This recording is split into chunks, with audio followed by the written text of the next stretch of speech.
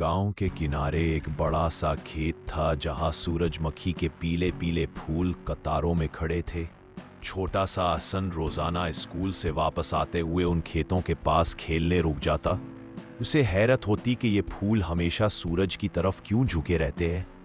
एक दिन उसने फैसला किया कि वो इस राज को समझेगा। उसने अपने अब्बू से पूछा तो अब्बू ने कहा, बेटा ये तो कुदरत का निज़ाम है, पौधे रोशनी की तरफ मुड़ जाते हैं। लेकिन एहसन के दिल को ये बात पूरी तरह मुतमईन ना कर सकी।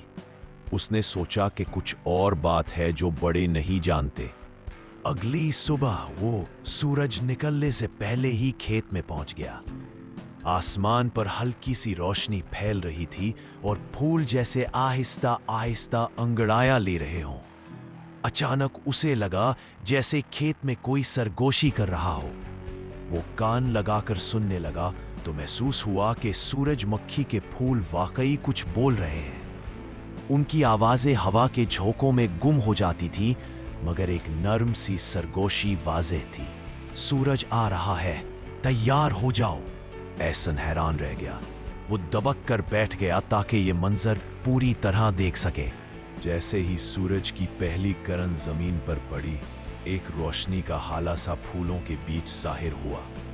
एहसन की आंखें फटी की फटी रह गईं, क्योंकि उस रोशनी में एक नन्ही सी परी जाहिर हुई। उसके बाल सूरज की किरणों जैसे सुनहरी थे और वो मुस्कुराकर फूलों को देख रही थी। परी ने आहिस्ता आहिस्ता हाथ हिलाया और तमाम सूरजमुखी के फूल एक साथ सूरज की तरफ मुड़ गए।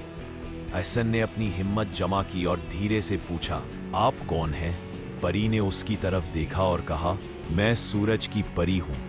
ये फूल मेरे दोस्त हैं। मैं इन्हें रोज सूरज की तरफ देखने का इशारा देती हूँ ताकि ये खुश रहें और तुम्हारे गांव को रोशनी और खुशबू दें। एहसन ने पहली बार महसूस किया कि सूरजमुखी के खेत की खुशबू आज कितनी मीठी है।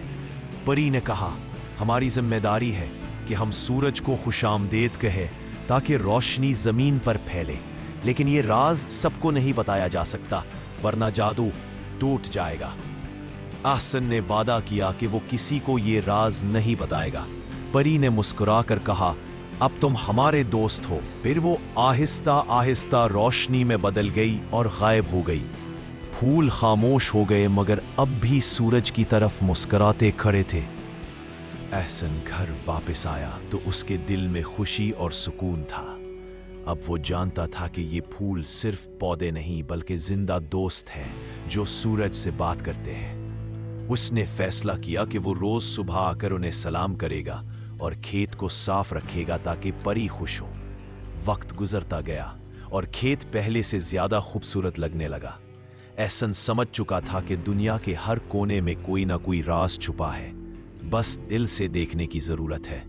सूरजमुखी के फूल उसके लिए अब सिर्फ पौधे नहीं बल्कि एक जादुई कहानी के किरदार थे जो हर दिन सूरज के साथ नई बात करते थे।